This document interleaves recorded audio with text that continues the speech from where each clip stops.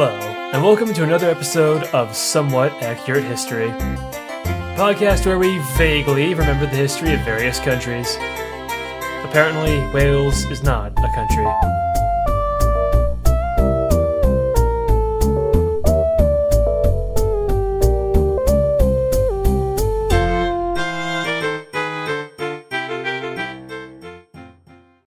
Hey, welcome back, everybody. It's been a little while since we last visited Russia. I know some fans were asking me during the Homestar stream to come back to this. I've been planning it for a while. I'm just easily distracted, okay? So. Since it's been a long time, I'm going to do a very brief recap. To people watching all the episodes, like marathoning them, it's going to feel like only an hour, but to you guys, it was like 2 months since we last talked about Russia, maybe 3. It's been a little bit. That was the one I made the really stupid thumbnail with Garfield. Brief recap. 1953. Stalin's fucking dead. Died of a stroke. Or possibly some poison. Now, once he died, everyone got really confused on what they were going to do. Because there's no longer a line of succession. So, like, when it comes to, say, the Communist Party, you can't just be like, oh, just have his kids do it or something, right? Because then you're a monarchy, you know? You have to you're a communist monarchy. Yeah, you couldn't do that shit. So, while he did have children, he had Alexei and Svetlana, they couldn't put them in power because, you know, they're not North Korea. They don't do that fucking shit. So, there was now an empty seat that needed to be filled. A very, very big and very, very powerful seat. Now, we talked about this before. Stalin was never, like, officially... I'm doing the little finger thing right now. You know, finger thing. The premier. The premier is basically the supreme overlord of awesome. He was always the general secretary, but he was... Everyone knew he was in charge. He was basically... Who was the premier? Or was there ever one? There wasn't one at that period of time, because it was originally Lenin. And then Lenin was, like, you know, disabled with his disease, which I think was just, like, supreme fucking Parkinson's. For some reason, there's, like, 3 different... Alex, wait, you said he had supreme Parkinson's?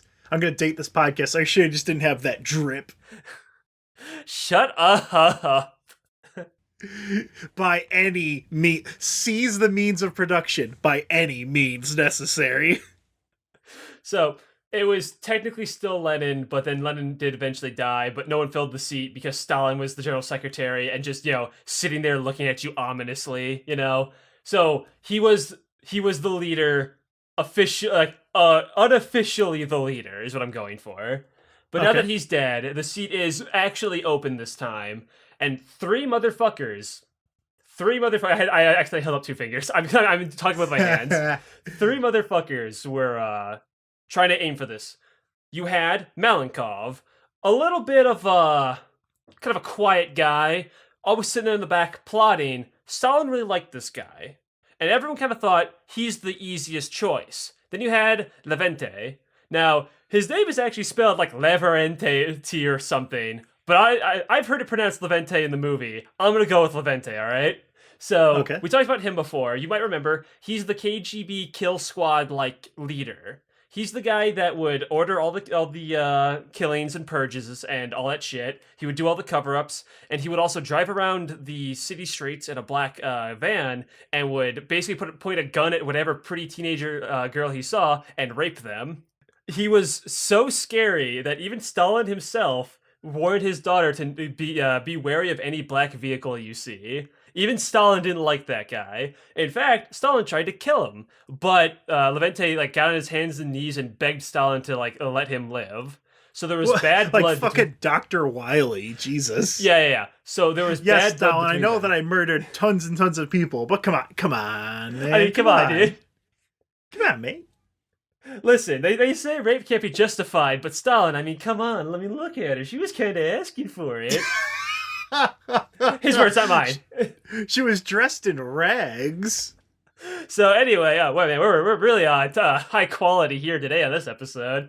So anyway, there was bad blood between them. In fact, this is argued if this actually happened or not, but during when Stalin was dying with like a stroke, he was sitting there like, you know, he was, because you don't die immediately. He was just kind of like, he was fading like in and out. Levente was sitting there around everybody, made a show of this. He was like, fuck you, Stalin, I fucking hate you. I'm so fucking glad you're dead. and spits on him. Stalin then wakes up for like a brief second, and he's like, and he gets on his knees. I'm sorry, Stalin. I love you. Oh, he kisses his shoes. I would never say anything to disrespect you, my sir, my liege. And then Stalin goes back to being dead, and he gets back and says, "Fuck you, Stalin, you piece of shit." And spits back on him again. So again, we don't know if that actually happened. That's put it in the books and in the movies. So I'm just gonna roll with it. But basically what he did with that is he made a show that he is a fucking weasel in front of like the other members of the fucking the Presidium, aka the Prosidium, which are basically just the high up goons, the governmental bodies, the people that are going to appoint others. Yeah. And so he basically made a really bad show of himself there. But there was also a game theory going on that Levente poisoned him. And that's why he was so sure. That's why he was so sure Stalin was dead, and spitting on him, and then so scared when he got back up. Because remember, Stalin wanted to kill him earlier. So the game theory is Levente striked first, and the stroke was just a coincidence. The actual thing that killed him was the poison. That's just a game theory, though. And trying to find the data on Stalin's fucking body from the KGB in the fucking 50s. Yeah, good luck trying to figure out that data. Anyway, then there's Final Goon, which you might have remembered, Mr. Funny Man Khrushchev, the man with the Minecraft joke book. The guy that had decent amount of power, right? But no respect. He took over a lot of things in like Ukraine. It was kind of like the boss around there. Well, but literally nobody liked him. Like, nobody respected him. So he was literally Rodney Dangerfield. No respect, I tell you, no respect. Here's what happened. Stalin liked him, and when Stalin was purging everybody and tried to purge even Levente, Khrushchev managed to stick around because he'd be like, "I'm gonna fucking kill you, Khrushchev. Why did the creeper cross the road?" And Stalin's like, "Okay, that's pretty funny. All right, you can stay."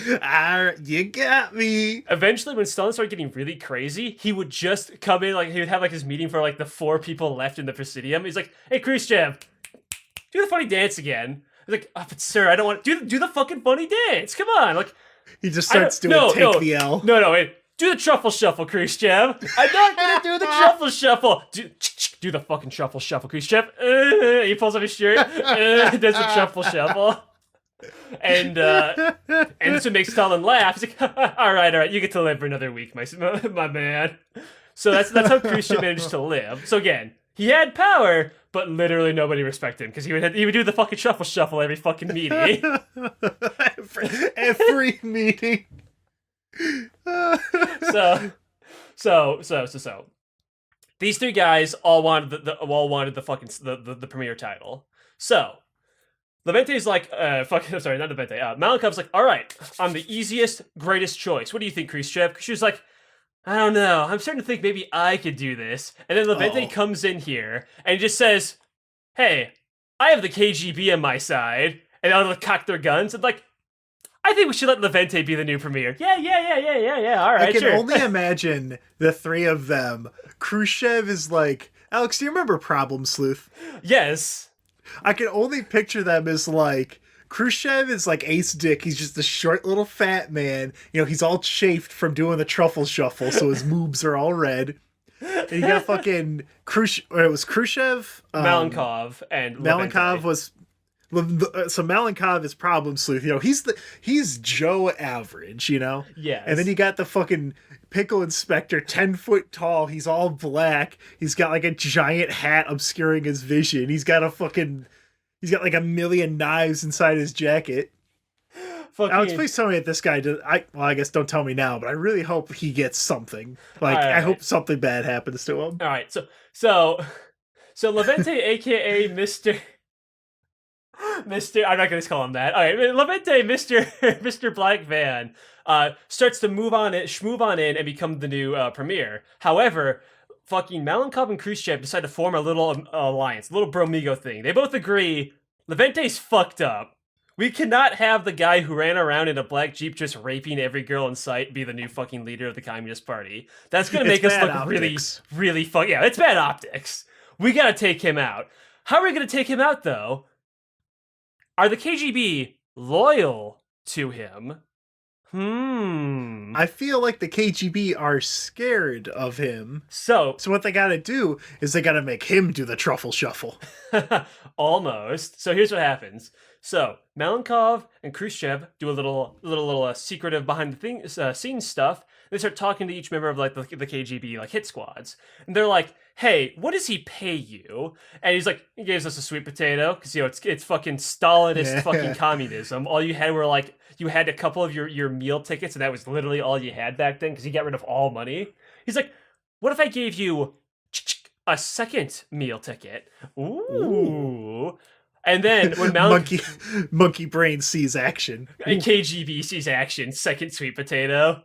And then Malenkov's like, "All right, listen, we'll give you a second sweet potato if you take him out for us." And they're like, "Ooh, I like that." But then when Malenkov turned away, Khrushchev goes in. He's like, "Hey, you do what I say, I'll give you a third sweet potato." And they're like, "Ooh, that's almost enough for a whole meal." Oh, so what was going on is they were going, fucking KGB to KGB, very slow. They were being methodical with this and just converting them all to their side. But Khrushchev was getting them super loyal to him over Malenkov. So eventually they say, "All right, time to reverse the coup that fucking Levente was trying to do. They're gonna coup the coup." So they don't even be secretive about this. They just tell the KGB, "All right, it's done. You get your sweet potatoes, ice them." And then just in the middle of fucking broad daylight, he's just walking down the street, fucking doing his little finger guns at everybody. They're turning away, scared of him. He's KGB walking down the street shopping for tall black cloaks. Yeah, he's getting a fucking evil fucking top hat with a skull on it. He's just walking. Do you have any skulls in the back? No, sorry, sir. Could you check? So he's walking down the street. The KGB guys just come out of like their fucking hiding places, like out of the garbage bags, out of the sewers, grab him, drag him into an alley, and just start beating the shit out of him. Just start kicking the shit out of him, beating his head in with a fucking pipe. They just murder him in front of like 10 fucking people, and he's like screaming. I can only imagine everyone's like, "Oh no, oh no, that sucks." Not Levente, not my favorite. So. He's screaming, by the way. He's making a scene of this. He's screaming, begging for them to stop. That they work for me. No! Bam! They just murderize his ass. It's very rare that I can say I'm very happy this happened in Russian history. Yeah. But I'm happy this happened in Russian history. Yeah. So iced. He's out. Now it's just Malenkov and Khrushchev. But Malenkov makes a surprising play. He actually agrees to Khrushchev and he says, "You know what? I like the way you handled this. I'll let you be the premier." And Khrushchev's like, "Well, shit, can't argue with that if you don't mind." Sweet. So he basically becomes the new premier. Basically. So now we're going to time jump a little bit, like a couple more years. Now it's 1956. And Khrushchev, now as the acting premier, not the official one yet, decides to do a couple little changes to Russia. Namely, he's going to give Crimea back to Ukraine, and that probably won't come back up again in a couple fucking decades. That won't cause any contention or nothing. And he does his famous thing, the secret speech. Or as we know it as, the not-so-secret speech. Okay. So. The not-so or the not-see? Not so. Okay. So he gets everyone in the Presidium, everyone to just get together. Now, the way the communism works is that, like, you have your guilds, basically, your groups, and you have a representative of each group, but then you have a representative of that representative at the higher level. So, like... It's basically like a union, where you have your union rep, then you have, like, a district rep, and then yada, yada, yada. Yeah, basically, because, it's communism. It's all about workers and shit, and all the people. So you just have all of these guys, but it's like for literally everything. Have you ever seen Pawn Stars? Where it's like, oh, I got a guy for this. They pull in someone who's like, someone comes in, and listen, I've got all these, my great-great-great-grandfather starved to death, and all he had was these useless sweet potato tickets. I got a guy for this. They call in someone who's obviously dressed in like a funky outfit trying to get his own History Channel show, and he shows up there, he's got like the potato hat on. "Oh, what's this? An ancient Vietnamese voodoo puppet? I got an ancient Vietnamese voodoo puppet expert." And then it's like John Voodoo-y. And like, I spent 60 years studying these puppets, and honestly, I'm just happy to be on TV. I spent 75 years and 2 marriages to get this degree in puppetology. But you would have your farmers guild guy, your defense guild guy, your defense of the defense guild guy, your fisherman guy. You'd have your construction guy. Literally everything. You'd have a guy for that. You had the tiny skull guy. Yeah. Running all the skull stands. You had your clothing guy, but then you'd have like your big and large clothing guy. Let's just say, Alex, infant skull sales went way down after that dude died. Okay, sorry. I'm sorry, just picturing him. I'm just picturing somebody like closing a store, just no one's just buying these anymore. You know what the name of it is? Too many teeth. Okay. The Tooth Fairy's dilemma. Anyway, back to the speech. So he gets everybody from every like guild and branch all together, all grouped up, and he wants to deliver a speech about how shitty Stalin was and how shitty Stalinism is. And you just want to keep it on the DL just for the guys in the board and shit, you know? Just like, guys, listen. Stalin was whack. Stalin was super whack. Stalin was sus, alright? Stalin starved all these people. His plans were stupid. He fucking killed all these motherfuckers.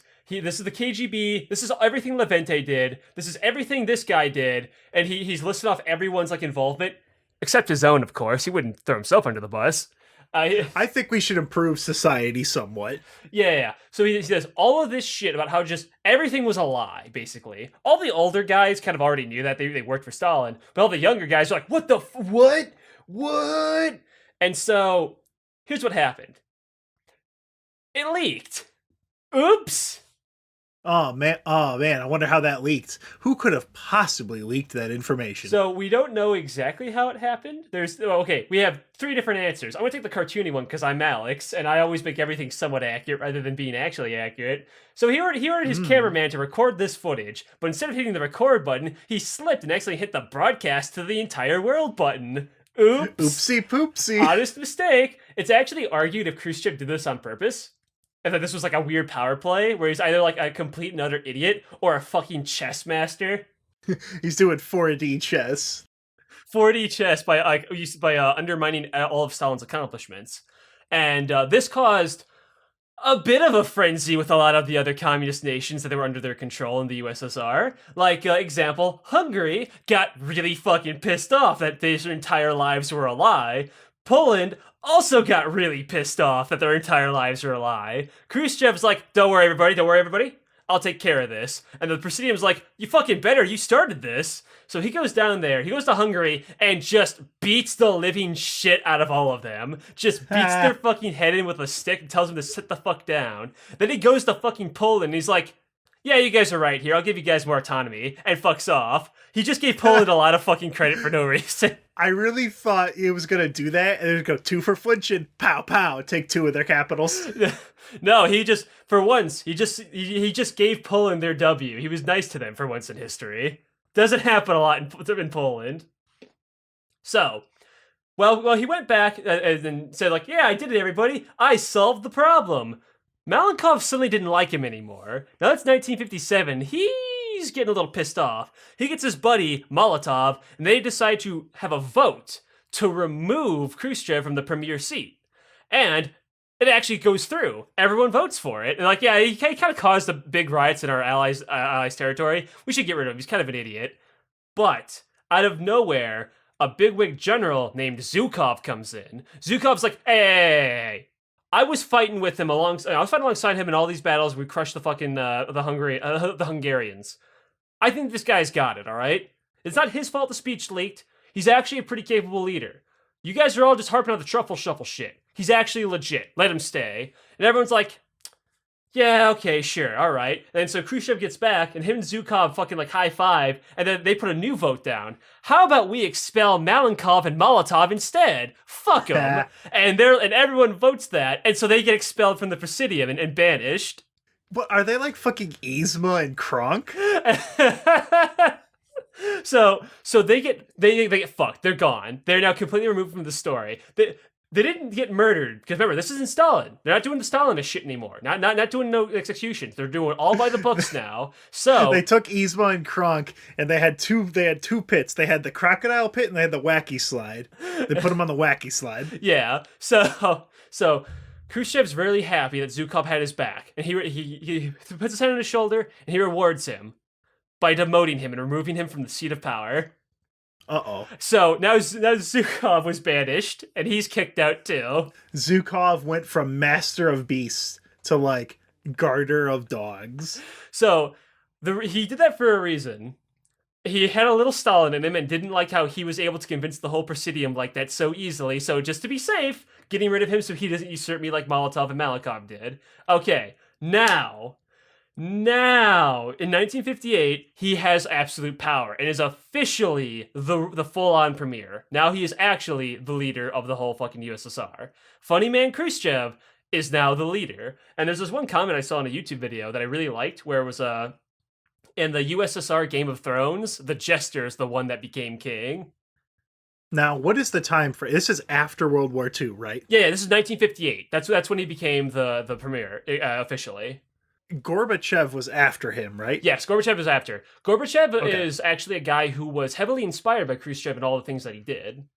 I was thinking of When the Iron Curtain Falls. Yeah, that's a little while away from that. That's going to be like the next following episode. Is Berlin right now in East and West Berlin? Yeah, it's still divided up. They still have it controlled. It's not until Gorbachev that they fully get rid of that thing and make Berlin back to regular ass fucking thing, and they pull back their territory. If you're to look at a map right now, there's just this big thing of red where like Germany like was. You know how it's cut in half from the World War II era? Just this big thing of red all the way up to Russia. That's what they all control.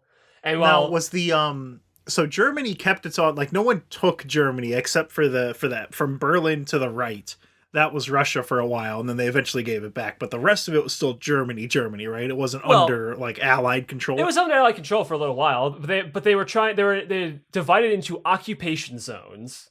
Where like this was the French sector, this was the English sector, and this was the American sector. Like I don't have a map, I don't have a visual aid for you. But take this circle, right? It's like a pie chart. The right half is all red, but then there's a little blue part that's Berlin itself is still like the city of Berlin is still blue.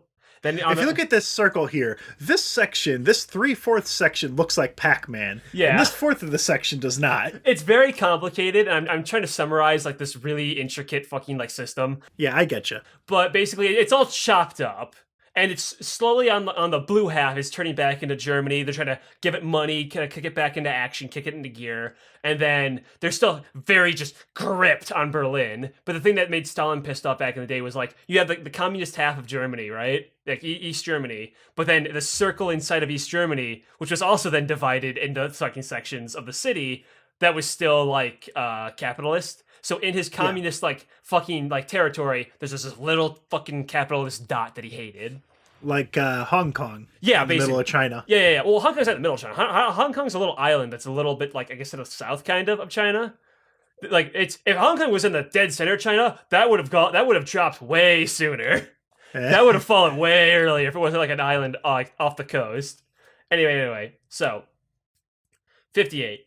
So now that he's officially, the premier, all of his opposition's gone. He can now rule in peace. No one's gonna make fucking fat jokes about his travel shuffle shit anymore. Now he's gonna start doing his new laws and his new bullshit, and these are actually all really good. He's like, okay, look, guys, Stalin was whack. Let's be a little more liberal, okay? Let's open the country up a little bit. Let's actually use, planes to travel and visit other countries and see what they're like. Let's actually trade and shit. Let's actually let books go on the shelves. Let's actually hey there, random Russian citizen. Have you ever tried Chew 5 gum? Like, it'll stimulate your senses. What is this, American gum? Whoa! And he blew his fucking mind. He was letting them actually check out this can of fucking Surge. Just what the? Whoa! He was introducing commercial goods from other countries into his own nation, and they have this really crazy thing. It's called Pogs, and I've become a champion. Pretty much. There's actually this really cool book that I haven't actually read this book. I've been meaning to. It's called One Day in the Life of Ivan Denisovich.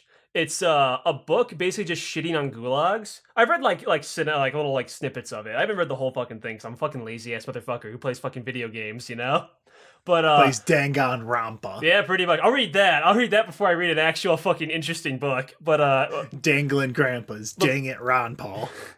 Dang it, Grandpa. But basically, the book is a first-person perspective of just how shitty it is to live in a gulag. And Khrushchev was like, "Yeah, you know what? I like this book." In fact, stamps it with his seal of approval and puts it on the shelf. This was actually a really smart idea because not only does it make him look really good that he's letting people shit on, the gulag system, but it's also letting people know how scary they are so they don't do anything wrong. Not a bad idea. Yeah, so you get, two for you. That's a double prong attack right there. It's very smart. As a twofer. Yeah. And he did a new thing. He built actual apartment complexes. Because you probably weren't thinking about this. Everyone just lived in the shitty, bunkers. A bunch of commie shelters. Were they living in, boarding houses and stuff? Kind of. So you ever play... I'm going to use a video game. Have you ever played Fallout 4 and just made a big house and put all the beds next to each other? That's basically where what people were living in for all this time, living in these little commie blocks. So he's like, "Hey guys, what if you had your own homes and your own apartments?" And people were listen, guys. If you ever played GM Construct in Gary's mod, I have not actually. That's just the default ass map where it has a bunch of the big wide field. Yeah, and then it has the apartments in the back that are from Half-Life 2 that are Russian architecture. Oh, okay. But yeah, that's... Hey, you guys just want to live in a big fucking box. But yeah, it sucked. So he was basically just giving people, bare minimum, acceptable conditions, and people were fucking loving it. They were like, "Whoa!" So I actually have privacy to jerk off now. This is fucking insane. So another thing he did was, remember Stalingrad? Fuck it, it's Volgograd now. Fuck it. Yeah. He's just telling Stalin to go fuck himself everywhere. So he was still a communist leader. There was still a little oppression going on, but it was a little different. So say, if you were to say be oppressed by fucking Stalin, a KGB guy would just come up and fucking kill you with a silenced pistol and drag your dead body into a fucking alley, right? And dump you in a dumpster. Yeah, it's wacky slides, not gator pits. Yeah. He would instead just be like, the KGB would go up to you, he's like, "Hey, listen, shut the fuck up. Here's a sweet potato. Be silent." That's the worst he got, was just bribing you. Which, I mean, that was... Hey, I'll shit on the government for fucking extra sweet potato. Fuck it. So... Let me tell you about the CCP, Alex. It sounds like you'd fit in well. Woo! No, okay. That's the twist, everyone. Alex is actually a CCP sleeper agent. It's true. Listen, guys. I love you, but I'd totally sell all of your data for an extra rate up in fucking Arknights. So you're probably thinking, this guy sounds like a great direct upgrade. What could possibly go wrong? Okay, let's back it up a little bit. So a couple of years prior, he had this really genius idea called the Virgin Farmland. The Virgin Land Expanse, aka let's go to a random Discord servers and plot land there. I was gonna make that joke. Oh, the Virgin Lands. Oh, you mean our Discord? Woo! It was a genius idea to open up new farmland. Because remember, one of the big problems, a lot of the starvation in Stalin's rule was actually accidental, where it was just, "Hey guys, there's a lot of rich farmers." Bang! Killed all the rich farmers and replaced it with poor, uneducated farmers. Because, we the people are in charge of our own destiny. Ah, shit, they're all unskilled and unintelligent. Oh god, what's going on? Oh no! All the crops are failing! Oh no! Well, that plan failed. So his idea was to go send a bunch of different people into two new locations. Kazakhstan, one place. Wait, the place from Borat is a real place? Kazakhstan, yeah. Kazakhstan, thank you. Kazakh. It's a fake country. It's real. So you go there, and that worked pretty well. However, the second location didn't go as well. He wanted to open up a bunch of farmland in Siberia. What's in Siberia, Tad? It's cold up there. So he sent a bunch of untrained, way too optimistic farmers to go into Siberia. They wouldn't survive. They're up there like fucking Andre, where they got their Adidas sweatpants and their windbreakers, and they're squatting on fucking shards of ice. So yeah, that sucked. But I mean, hey, 50% of that plan worked, so it wasn't the worst thing ever. That's why I thought it was funny when I showed you that picture of the postage stamp celebrating the 25th anniversary of it. I'm like, why would you celebrate that? That didn't go that well. That'd be like celebrating the Watergate. It'd be like celebrating Thanksgiving. We just slaughtered a bunch of Indians. Okay, I had to drink water. Okay. So that was kind of a bad idea, but he did another cool thing. Is he really wanted to improve the USSR's image because Stalin made them look kind of like bad guys.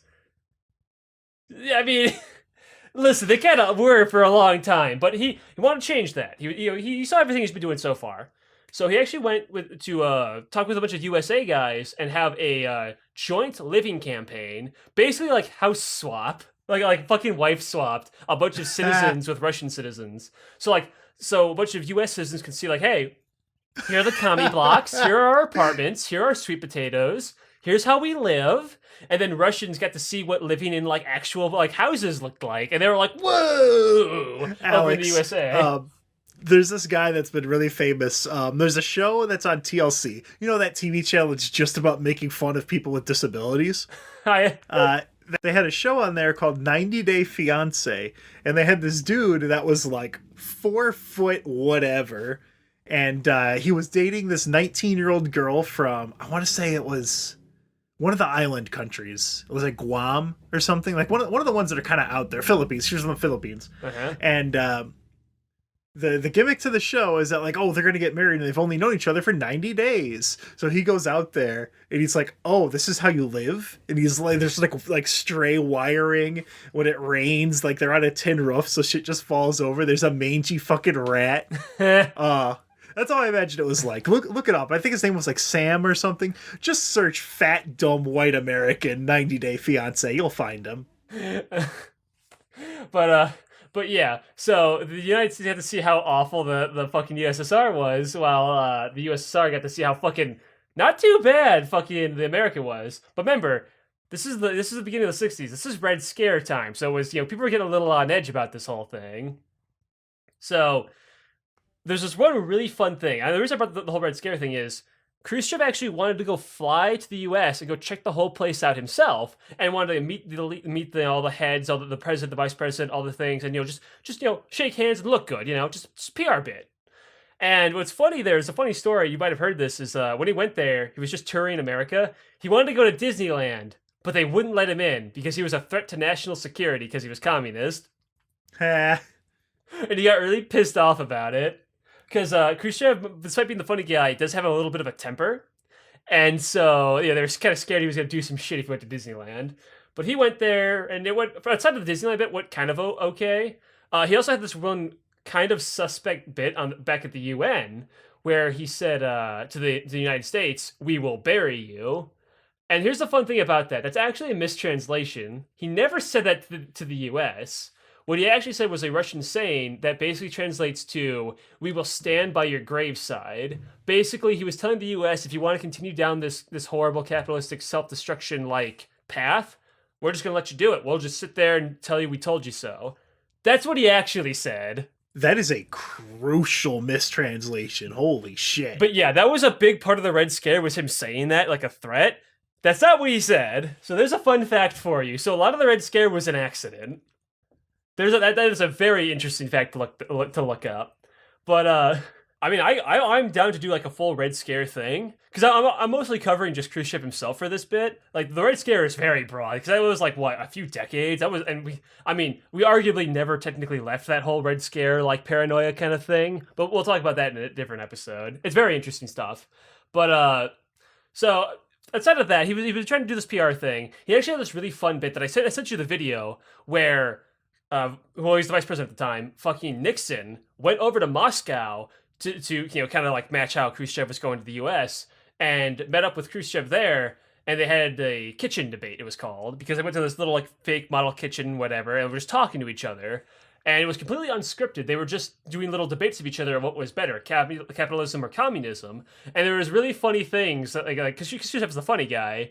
He was like, "Oh, you want to be all capitalist and whatever. Oh yeah, you'll be sitting there driving your fancy car. You'll drive past us and you'll be heading right for a ditch, and we'll just wave saying hello as you drive to your death. Whatever, do your thing."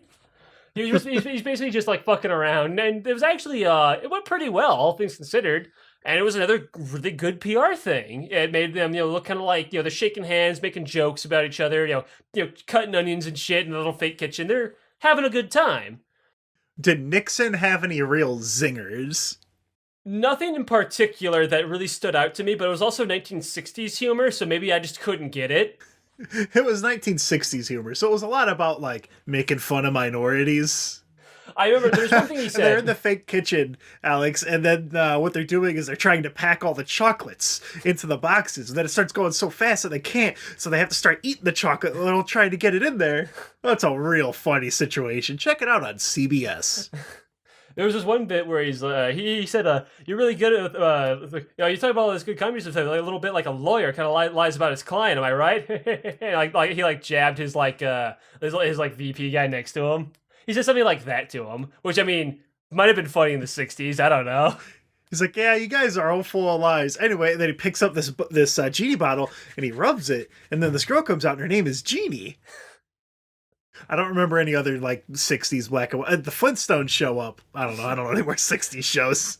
But yeah, it was all good fun, and it worked out pretty well. So once again, I have to ask, what could possibly go wrong? Okay, now Tad, I've sent you this picture forever ago. You might not remember it, but have you ever heard of this funny little sphere, this funny metal ball called the Okama Game Sphere? Yes, this.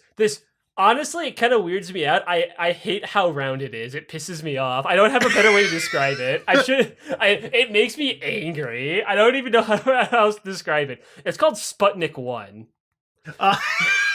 Sputnik 1 just pisses you off. You think you can be so fucking circular, Sputnik? Huh? You don't have to pay fucking bills. You don't have a fucking job. You don't have mouths to feed. I just got to go up into space and kill a dog. Oh, my life's so easy. No, that was 2. 2 killed the dog. 1. Okay, here's how it goes down. Now, time frame. We're gonna side character time. Side story. Here's the spinoff. We're gonna talk about a man named Korolev. You might have heard of his name. You might have heard of his extra name, I should say, the chief designer. Ooh. He was a guy who would do secret shit for the USSR, but he would never tell him his name because it was so secretive. They would just refer to him as, "Oh yeah, we'll pass this off to the chief designer." Yeah, don't worry, that's kind of cool. Chief designer's on this. He's like a superhero. Yeah. So he always had a dream of going into space. It was this thing. He wanted to make rockets, but it was hard to make rockets back in the day because it was all relatively new technology. I mean, flying itself only happened in 1918. Or whatever. When did the Wright brothers first take off? It was in the 1900s, really early on. It was something like that. Yeah. Before jet fuel, you were literally exploding You were basically taking an M80 and putting it in like a frog, and then seeing how high you could launch the frog, Alex. Yeah. But like planes and shit were still relatively new. Like for World War I to World War II, they were still running. They were still kind of just figuring shit out. They were kind of winging it. Get it? They're pilots. Hey, I'm Richard Nixon. I got that's jokes. so funny. I was hey, Alex, why don't you pick one of these slides to go on? Okay, so anyway. So the idea of rockets, mostly if you want to do research for a rocket to go into space, you go up to anybody, the fucking, what was his name? Fucking Jürgen von Rockenheimer or whatever his fucking name was. Von Braun. He wanted to make rockets really bad back in Germany, and the Nazi party's like, "What? Rockets into space? Oh, that's funny, man. Why would we do that when we could just put rockets into the enemies? Join the SS or we'll fucking kill you, Von Braun." He's like, "Oh, shit." Do the truffle shuffle. Do the truffle shuffle, Von Braun! And Korolev was in a very similar situation where he would go up to the Presidium and he would be like, "Hey, listen, I'm the rocket guy. I'm the chief designer. I make all your fucking fancy rockets to blow people up. But can I make a space rocket?" And it was really, and the reason I brought up the whole communism, how the system worked, is because this was the biggest hurdle he had to get over. He would walk up to the Presidium and all their fucking their thrones staring down at him with the lighting, and he'd be like, "Listen, could you give me funding for this?" And what you do is you have to get the defense of the defense, Homeland Security, the Farmers Guild, the fucking the Workers Union, the fucking factories. So you have to get literally all of those heads. You have to get 10 of the heads to agree to that, and then they'll handle the project. And while you're doing that, you're fifth in line of 4 other guys who are also trying to get them to focus on their projects. It's a project system. You've got Igor Spud Kenzie, who's trying to pitch a new type of sweet potato to the continent. You've got like a fucking got magician. He comes up with his magical fucking hat, like pulling out his fucking like his cards, trying to if you fucking set up with my project for improved farming equipment, ooh, you'll get extra bullshit. Like you have this cartoon slideshow of just characters all like doing their song and dance. You're doing elevator pitches basically to the entire government every day to try to get their funding, and it's competition because if like 10 of them agree to fund this project, that means those 10 can't fund yours. So if we're doing rockets, we're not doing new farm equipment. They do project by project. You get it? So there's a lot of competition and people beating the shit out of each other over this. So if you're wondering why this system isn't that great, you can see it right here. Korolev does not get his funding. And they're like, nah, sorry, we kind of like this magician guy. He's a little more entertaining than you. Yeah, he actually showed up and he had a cloth on like a table, and he pulled it up and the rabbit was gone. Anyway, we're investing 72 million into backwards driving bicycles. So, and if you wonder what funding, obviously they didn't have like money. It was mostly just like literally the resources. Like they would literally give you like the materials and manpower. So the backwards bicycle man, his funding was just, oh boy, I got 38 really mad workers, a pack of wet cigarettes, and fucking 38 coupons for sweet potatoes. That's 40% of the fucking GDP. Yeah, basically, here are your meal tickets. Get to work. He gets one wheel, and he's like, how could I possibly make a cycle out of this uni wheel? Oh, this is pointless. Throws it in the trash. And then Thomas R. Unicycle just happened to be walking by that day. Okay. So he loses, and when he's walking out, 180s and says, hey, give me 1 month, and I'll put a satellite into space. And the record player stops like whoa.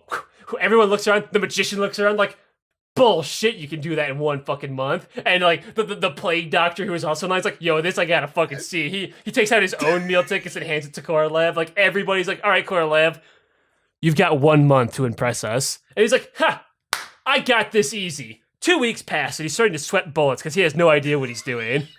He's trying to see what the exchange rate between sweet potato tickets and plane tickets are. Listen, I got 2 fucking food tickets for Dr. Sausage, all right? Get me the fuck out of here. So, fucking, he's trying to figure out how to make a cool, fancy, like, all the gizmos intelligent, like, satellite, like a real satellite. But he can't figure out how to get all of this shit into space and like have it survive in orbit. It's just gonna like explode, right? Because making missiles is easy. Making a multi-stage rocket and have it all like survive to make it to orbit is pretty fucking difficult. Remember, this was all new. They're figuring this shit out as they go. This is forever ago, and this is before the U.S. got our Nazi scientists to go to get shit into space. Yeah. So he's running out of time. He's got an idea. He didn't tell them it had to be a complex satellite in a month. Yeah, all right, I got an idea. If there's anything the Russian government loves, it's bureaucracy, trickery. So, his plan to create a sphere, the perfectly round ball. The perfect sphere, and then the world's biggest slingshot. Close. But he gets the world's biggest, feasibly attachable radio antennas to it. You've probably seen Sputnik 1. I think I showed you a picture of it. It's the ball with the 4 antennas on it. It's actually it's what the little robots in Fallout are based off of. So he gets this thing, slaps some batteries on it with flex tape, and attaches it to a big slingshot, like an Angry Birds thing, and launches it into space. He gets a rocket and shoots it on up there, and it flies up into the fucking stratosphere. And it orbits around the planet for like, 70-something days? Like 72 or something? It stays up there for a while. And while it's flying around, it's constantly beeping out a message. So you would be, driving your fucking truck in 19 fucking, right 19 fucking, 60. You'd be driving there, like, oh boy, time to listen to my favorite radio station. Best hits of the 30s, 40s, 50s, and today. You put on your radio, and you just hear the fucking, the Team Fortress 2 fucking, dance music. You're like, what the fuck? What is this? The sound? This is Russian! No! You call it the government? We have a problem! The Russians have taken over the radio! Not the radio! Ah! They freak the fuck out. Okay, in reality, it was just beeping, but it was beeping a message in, like, Morse code. Basically just saying the USSR is awesome, and that freaked people the fuck out. Because the Americans at this part thought, like, okay, Russia's kind of scary, but there's some backwater hicks all the way over there across the world. They're not a threat, they don't have technology, they have sweet potatoes. Oh shit, they just launched a fucking satellite before we did. Oh shit. Quick, we need some Nazis. Give me Mengele. They scream, and they form up. They're like, all right, guys, like, we're gonna get all the scientists, all the pilots, and we're gonna get them together, and we're gonna form NASA. Here, like, all right, we need you guys get into space. Never a straight answer. We need to get you guys into space before the Russians. Like, sir, that's gonna cost a lot of money. Uncle Sam pulls out his checkbook. How much? So now that NASA had military funding and Nazi power, they were not gonna be stopped. Or were they? It's back over in Russia. The USSR, like Khrushchev and all the rest of Presidium, they actually liked Sputnik. That was pretty cool. It made everyone in the world notice the USSR, but also get kind of scared of them. They liked that PR. Now, do you remember why it was called Sputnik? Was there a reason? Sputnik, its full name literally just translates to little satellite. Okay. Yeah, so Sputnik, I think it just means satellite. And then... That's kind of pog. Yeah, because again, it was the first fucking satellite. What else are you going to call it? It didn't have any fancy names yet. But it is, of course, as we all know, history's like first satellite. If you ever see like pictures of space, you've probably seen like little pictures of Sputnik like flying around. It's what started like everything, basically. And every time you see one, you just... Yeah, I know, it pisses me off. It's perfect. It's like he took it, it's not like when you roll a ball and it's like kind of lumpy. It's just perfectly smooth. It pisses me off. It's impossible. So it's not how could he have gotten it so smooth? So anyway. So they're like, you know what? We like this. Fuck off, magician. Fuck off, plague doctor. We're gonna give you some more funding. We're gonna get you some teammates. Some of those teammates, by the way, were the reason you got thrown in the gulag a few years ago. Hopefully this doesn't bring up anything bad. You have fun, Mr. Chief Designer.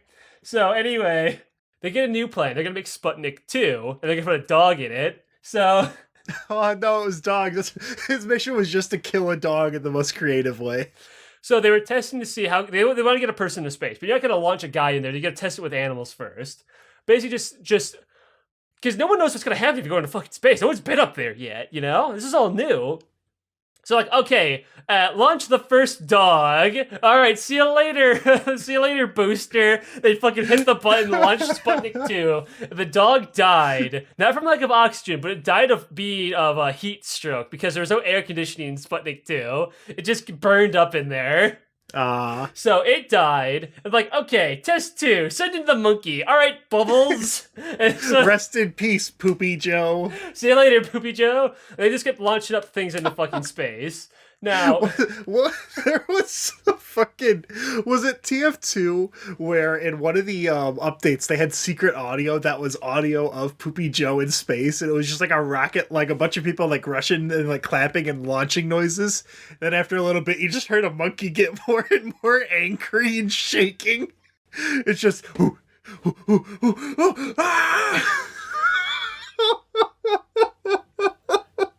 That's basically real audio of what the USSR space program looked like right now. So it was going, animal cruelty at maximum. The USA was doing the same thing. The USA was always lagging behind, which was pissing them the fuck off. They were sending spies at each other. They were just, the space race was really fucking heated. So eventually, both sides are doing tests of like, how do we get an astronaut in there? So again, because I'm a little bit of a Russian, but we're gonna focus on the Russian side. They had these fun tests they would do. They get their Russian Air Force, and they would be like, "All right, guys, get in the sensory deprivation tank." And they're like, "Okay." They would fucking put you in this water, dim all the lights, dim all the senses, and just have you sit there for like a whole like 24 hours. They put you in a fucking this gyroscopic spinning thing at like hyperspeed. Alex, listen, a sensory deprivation chamber is where you can't feel anything, you don't have any food, you don't have any water, and you can't hear anything, right? That just sounds like living in Russia. That's living under the Stalinist regime in your commie block. The only sense you have is overwhelming dread. So the other thing they had this I don't know what the fucking call it. It's a space nerd could probably help me out with this one. You have this basically. You remember the scene in Iron Giant where he grabs the kid in the car and spins around, at like hyperspeed. Yeah. It's the machine that does that. They put you in one of those. At carnivals they have it. It's called the gravitron, where it just spins you, and then you have one redneck guy who didn't get his project funded, but he got merged into this one standing on the railing. Yeah. So it's doing that to you. My favorite is the oxygen tank, which is they put you in a big glass, like basically a big glass cum jar, seal it, and then drain all the oxygen out of it, and see how long it took you to start crying. All right, Tad, we're gonna lock you. Tad, why are you crying? We haven't even started yet. Now, Tad, have you ever heard of this one game show called The Chamber? they put you in the metal ball. It's just like, like, all right, we are increasing the pain over on your tendons right now. We're spraying moisture into your face and cranking up the AC so it freezes. Okay, do you know who Madonna is? He's in pain, but if you want to stop the procedure, just say the safe word. All right, okay. So in 1960, what did Nixon say to Khrushchev? Just screaming in the fucking ball. So, for those who haven't seen it, that's a real ass game show. Me and Joe covered it. You can find a video of it somewhere. It's fucking hilarious. So eventually, they find their guy. They weed out all the weak guys, and they find Yuri Gagarin. So this is 1961. This is the strongest person, not the strongest monkey, right? Yeah, this is a human being. This is Yuri Gagarin, the little Russian guy. And the reason I say little is because they actually had to get a manlet, because much like Eva, they built the fucking pilot the chamber too tiny. So they needed a young, small person to do it. Yuri, you have to get in the Sputnik or the monkey will have to do it again. They roll in the monkey. He's like raised. They roll in Bubbles, who's like got like a fucking like bandages on his head, like ooh. He's trying to reach for a banana, but he can't move his arms. Get in the pod, Yuri. Pilot the rocket, Yuri. Fuck. So Yuri gets into the little fucking thing. He gets on the rocket. They're all ready for launch. They seal it. He's like, wait a minute, guys, double check it for me, please. Like, all right, they reset. It takes 2 hours of prep time because they're scared. They set the death knob from dog to monkey to human. Yeah. I'm just picturing this fucking crippled monkey again. Ooh. It's just all sad. So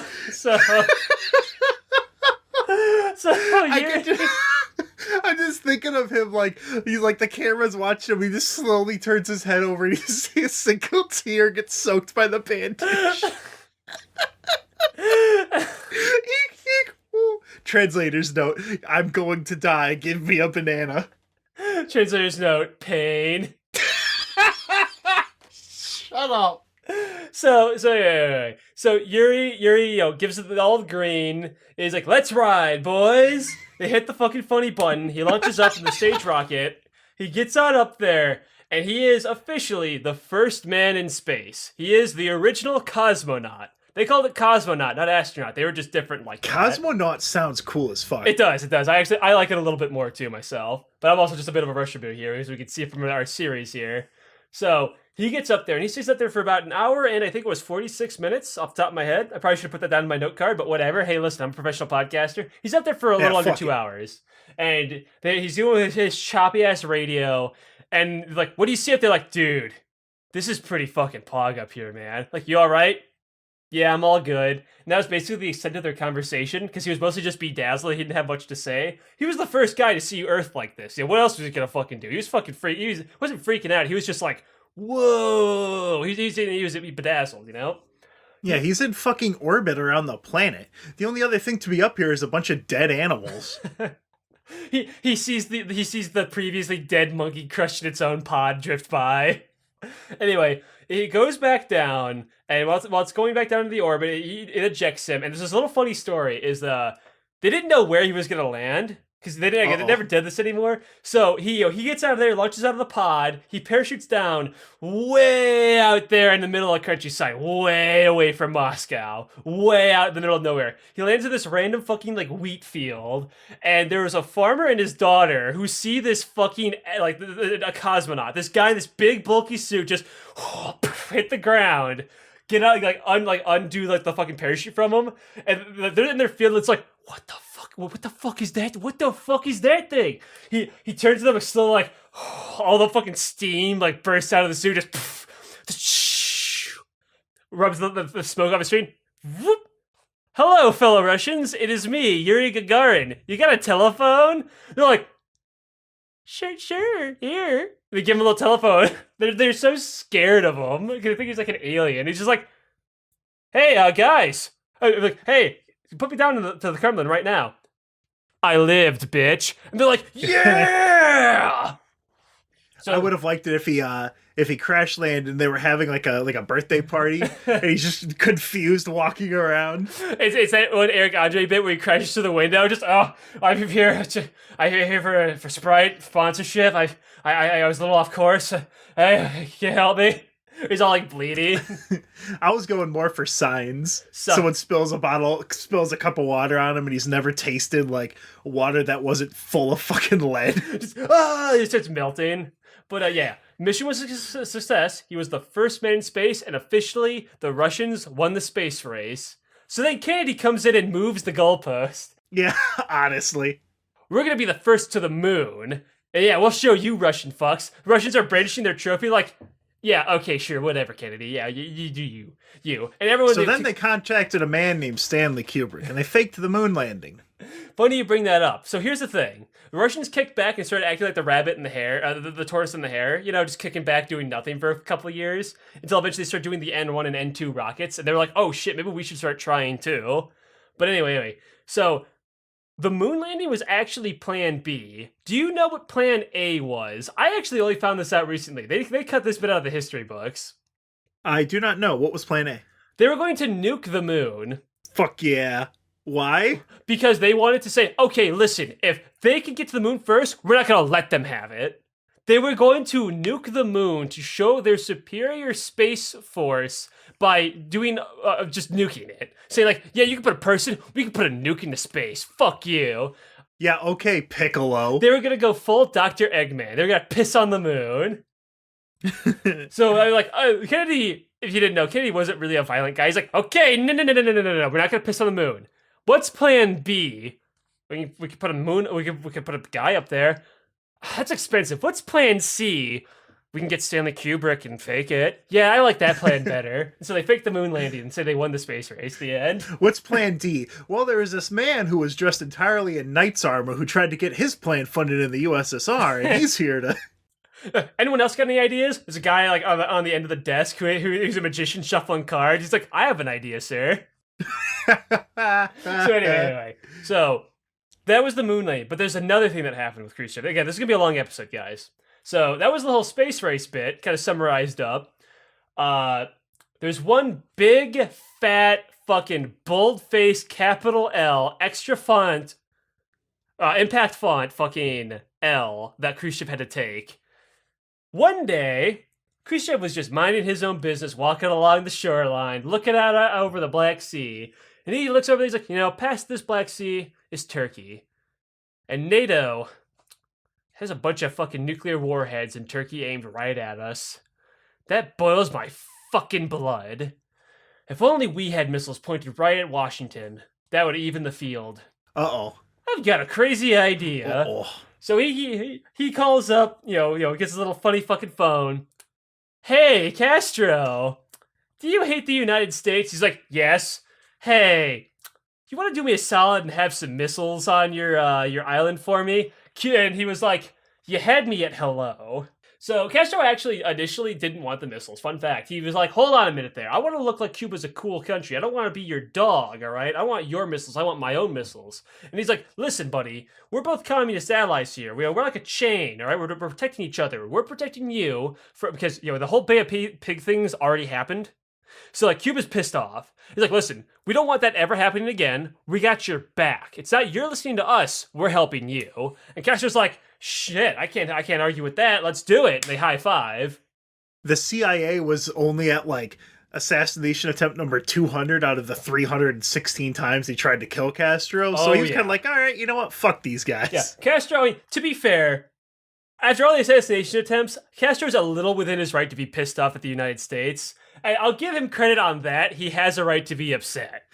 Listen, Alex, if every country that we tried to assassinate their leaders with got mad at the U.S., the entire country would be mad. Oh, wait. So, this begins the Cuban Missile Crisis. They have a secret plan. They're going to have a bunch of tourist ships from the USSR go to visit Cuba, which, again, was okay. Khrushchev, had everyone visiting other countries, and they were already allies. They were communists, so it's cool. Nobody would suspect a thing. However, the United States is very untrustworthy of Cuba, so they are taking pictures on their spy plane of every single ship that comes in and out. And the minute those ships landed and started doing the warhead, like shipping out the warheads in the middle of the night, they were found in about 15 minutes and brought right to Washington. Kennedy saw the pictures and he was like, "Oh fuck, we have a problem, don't we?" Space race was just part one of this problem, wasn't it? For reference, this was like 1960 to be exact. So the space race was actually going on the exact same time. Tensions were super high. For reference, 61 is when Yuri was in space, for reference. The Cuban missiles are within 90 miles of U.S. soil. That's fucking scary. The Cuban Missile Crisis was, as you would say, the closest we've ever actually come to an apocalypse. That was full-on red scare to the max. That was when we would watch videos in like your school saying like, "Hey guys, just duck and cover if the bombs go off." It was pure paranoia. Everyone was scared shitless. I've heard it referred to, I think you might have told me this, referred to us surviving that as the improbability bottleneck, where if you took 100 slices of like the universe or whatever, 99.9 of those we would have nuked each other way back to the Stone Age. Oh yeah. So I heard this more around like 2016, where you had the meme magic stuff where people were going a little too crazy about that, where it's like we're past the point where all the wacky shit is going to happen, so things are just going to get even weirder. Yeah. So I actually talked about one of the stories about this with the whole submarine thing. I really like that story, and it's relevant, so I'm going to repeat it again for anyone who's new, but first I got to back it up. So with the Cuban Missile Crisis, they had a bunch of plans. Kennedy was like, okay, listen, guys, we need to think of a way out of this. And he brought everyone together, his own version of the Presidium. He brought every general and every like bigwig guy. He even brought his brother. You might know Kennedy had his brother as a bigwig figure back then. Got everyone together and secretly recorded the whole meeting. This is how we know it all happened. And they were like, okay, what's the plan? All the United States general guys, if you ever wondered where the bad guy from Independence Day comes from, it comes from these guys. They were like, let's nuke the bastards. Kennedy's like, okay, anyone else feel like talking?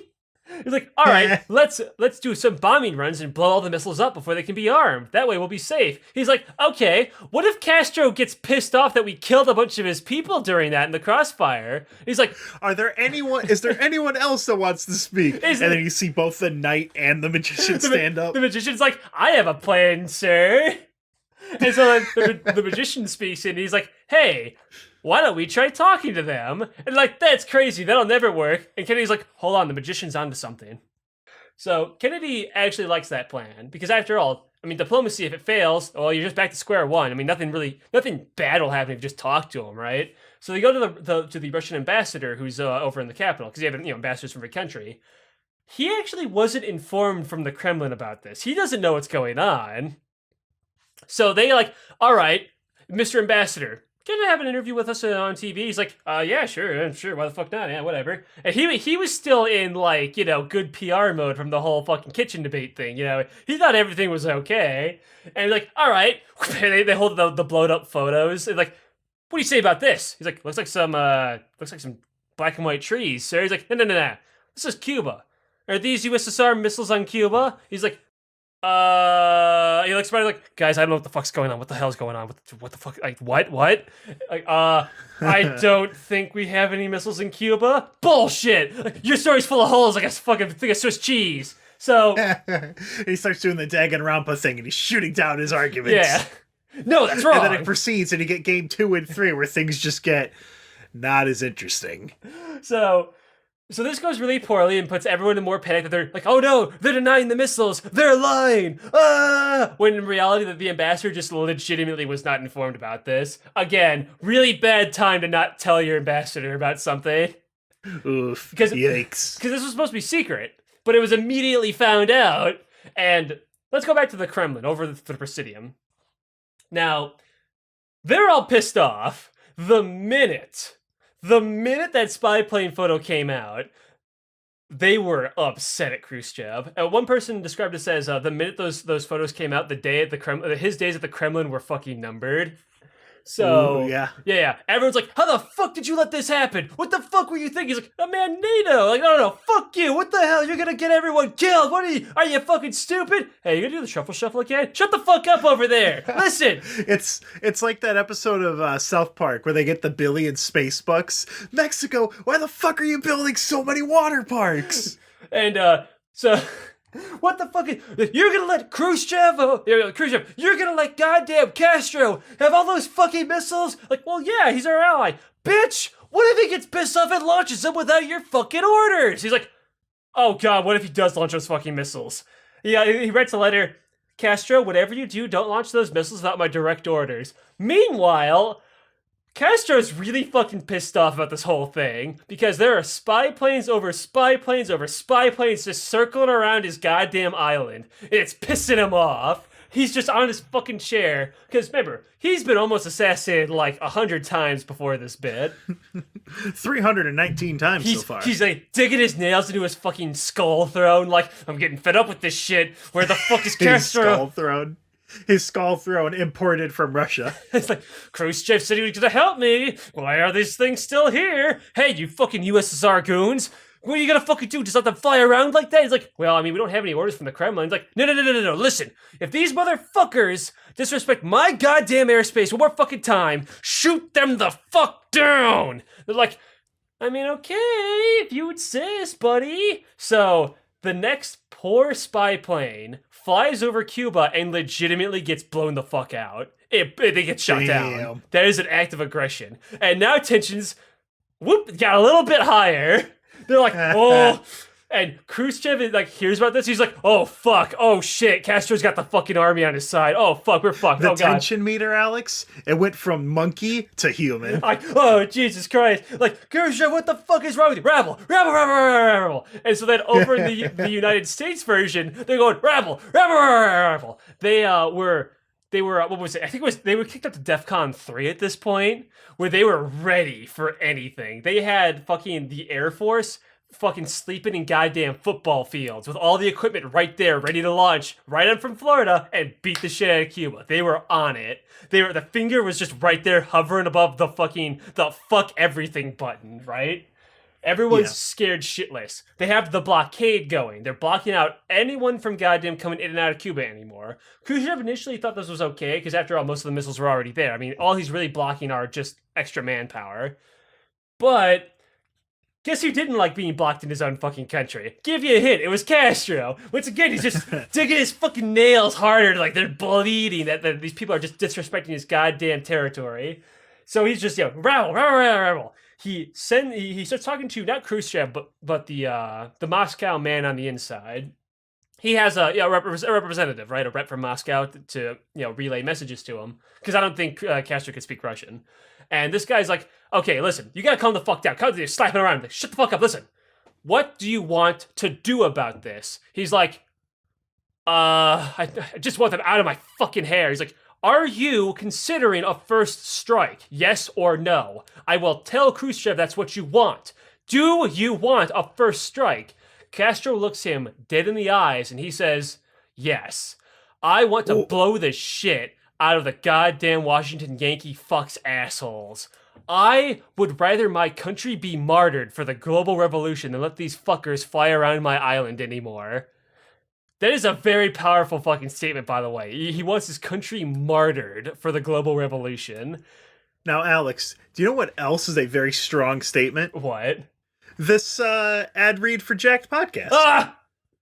We're getting jacked! We're getting jacked! cyber connections closed. Enhancements. So jacked. Skeleton circuit. We're about to walk into something that doesn't make any sense to me. Yeah. And it's sure as hell not gonna make any sense to you. It looks like that was an old, what is Orange Julius? The good thing about being a hero is heroes get whatever they want. It looks like 4 or 5 police helicopters have passed the van and are heading towards the Bay Bridge. What is that smell? I think that's a little gasoline, a little gunpowder, a little bit of blood, probably. Oh, there's only one way in and out of this place, pal. And you are not allowed to use it. I believe we have company on our 3 and 9. Good eye, kid. And well said, we do have company. Turn him over, and you can walk away a rich man. And the alternative is... The alternative is none of you survive this. We're getting jacked. Attitude is everything. Real-time processing power and your bigger chips. Sensation upgrade. We're getting jacked. Jacked, a cyberpunk RPG podcast. Listen now at jackedpodcast.com. So anyway, Alex, as we were saying, So Castro has the audacity to say that fucking shit. And so the Moscow man is like, okay, he drums up the letter, sends it to Khrushchev. Khrushchev reads this and he's sweating fucking bullets. Like, the Kremlin, the rest of the Kremlin in the Presidium is like, rah, rah, rah, rah, how fucking dare you? You think he's gonna fucking stay calm? He's gonna want a first strike. He would never want a first strike. Looks at the letter. Listen, he puts it back in his pocket. Listen, okay, maybe he was the wrong man for this.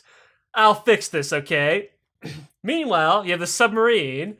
All the ships are blocked back, but there's this one little fucking sub hanging out underneath the water in front of the blockade. Now, this sub actually has a record where it is the longest submarine voyage in history so far. From all the way from fucking because it stayed underwater the whole time. All the way from Moscow or Russia, all the way over to the US by Cuba. God, that's gotta suck. And I talked about this before, so it's gonna be a repeat to people who listen to Noise Boys, but it's for relevance, and also I just love this story. So, you have the captain in there, and his sub, underneath there, the air conditioning broke. So it is 141 degrees in the sub. It is claustrophobic because it's a fucking old 1960s submarine, and the US know you're there. They are pissed that they want you out of the water, so what they're doing is, they want to shoot you. The original plan was to, hey, Kennedy, I have an idea. How about we use star shells and shoot anybody who comes across the blockade? Kennedy fired that guy, told him to go fuck himself, and just to do the blockade. What is a star shell? It's basically, it's you shoot it up in the air, it explodes, and then rains down shrapnel, like a star. Ugh. Yeah, that would have killed a lot of people, thus initiating war. Kennedy was like, no, star shells. And so, what they instead, they're like, okay, since you can't shoot at them, let's just throw grenades at them. So they're just lobbing grenades off the side of the boat into the water, and which looks as dumb as you think it is, to try to just scare them to get the fuck back up. So you're in your submarine. You're sweating. You're just like. No one's taken a fucking shower in 6 months. Yeah, it's cramped. You're boxed in. You are basically in a middle school locker room with 40 other people. But remember, there's no lights. It's that red light that flashes every now and then. It's a submarine in the 60s. So it looks and sounds as awful as you think it is. It's just thump. What the fuck was that? Thump, thump, thump. God. They're throwing grenades at us, sir. God damn it, thump, thump. I am getting so fucking sick of this. Vice Captain, should we fucking initiate the goddamn launch? Because these guys are armed with mini nukes. These guys are fucking pissed off. And so they can't hear the... He's like, no, we shouldn't. Captain, we're out of Teddy Grahams. Launch the fucking bombs! So, here's a note. They cannot hear the radio underwater. All the way that far and that underground, they can't hear shit. Their radio silenced. They have no idea what's going on. How the fuck were they supposed to get the orders to launch? Is it just whoever was on there just said, yeah, fuck it, kill the world? So their original plan was to protect the boats. If any like fighting happened, like the boats started shooting each other, then you launch. They're a counteraction. That's what their original goal is. But the boat, everything's being peaceful. But again, they're hearing grenades just go thump, thump, thump, thump at their hull all the time. They're just like, oh, they want us to surface, sir. Like, okay, but is the war going on yet? Because they don't know. We're like, no, sir, I don't think it is. They would do something way more thick for that. Bam! Everyone falls over. It was a depth charge, which is basically just an anti-submarine missile. An anti-submarine, like, super grenade. They're like, oh shit, they actually are trying to kill us. I think the war is going on. The war's on. The war's on. The war's on. We should launch, sir. We should launch, sir. The captain's like, all right, guys, I don't think we should launch. Wham! He falls over, hits his fucking shin. All right, fuck these bastards. Fuck these inky fucks. We're launching. We're launching now. And the vice captain's like, sir, I don't think we should.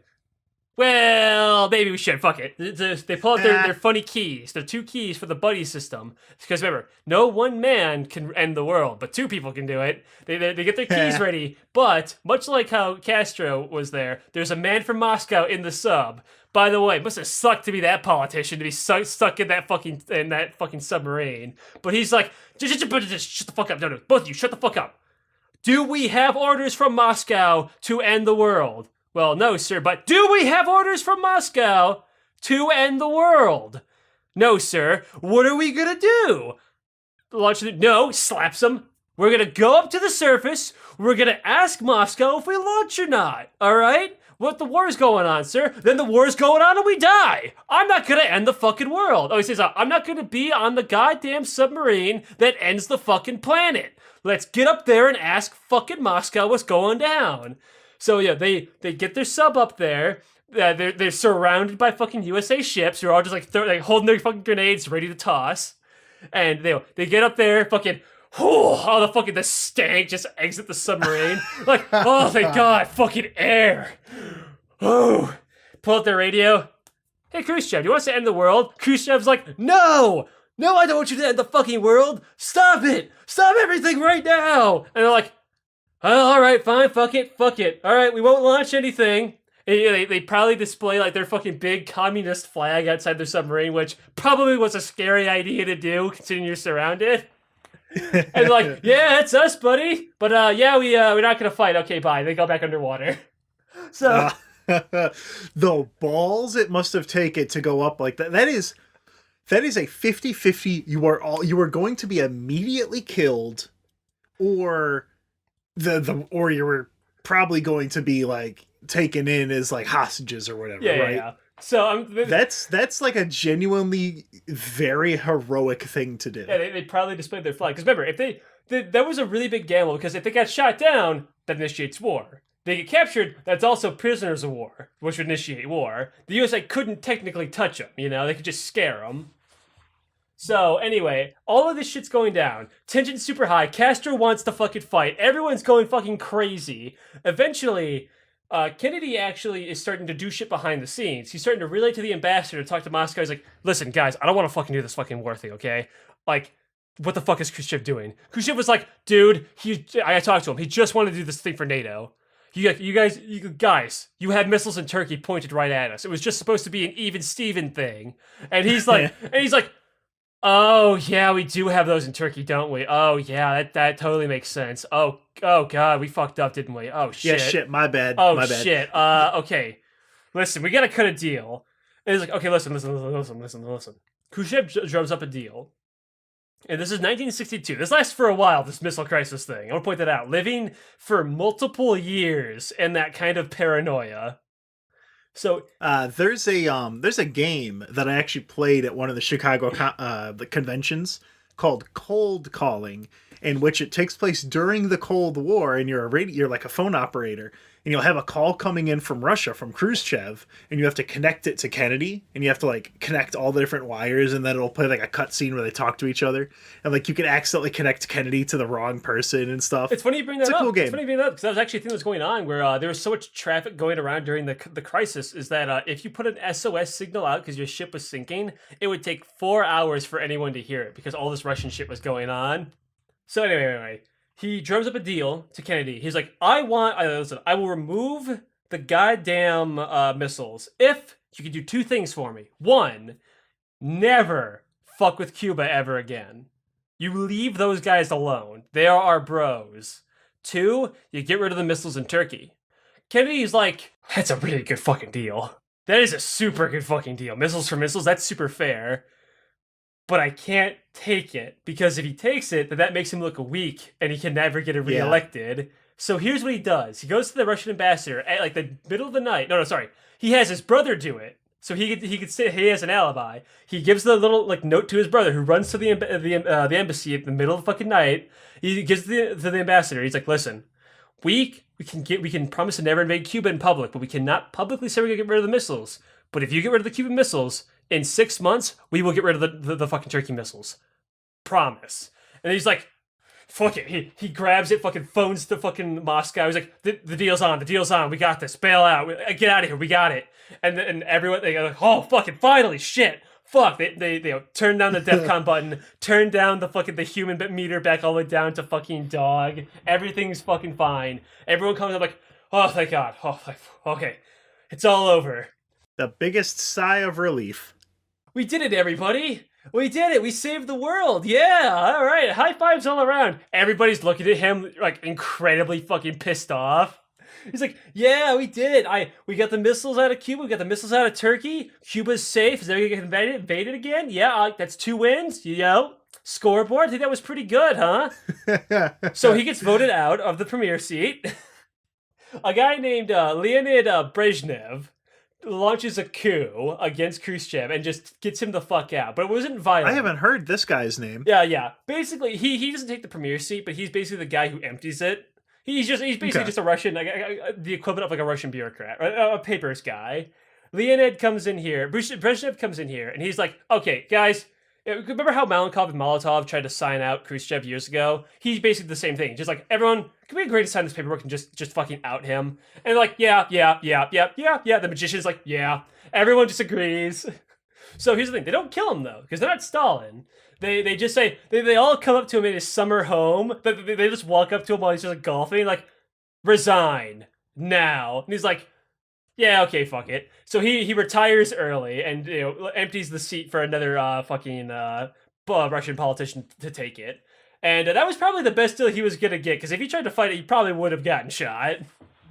But that's how would not have ended very well. Yeah, and here's the thing about this whole missile crisis basically undid all the good PR he built up over this whole time.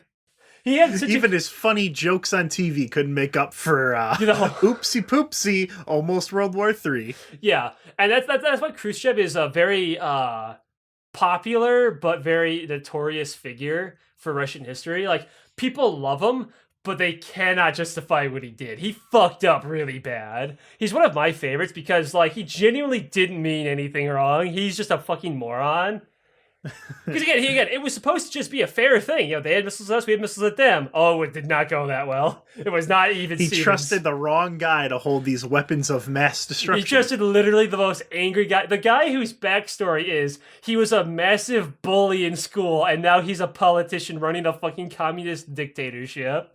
Alex, can you imagine if you were like a big first world country and you just gave a bunch of weapons, a bunch of supplies, weapons of mass destruction to someone like, I don't know, we'll say the Middle East as an example, and then oops, that doesn't go very wrong and it ends up becoming like a big deal.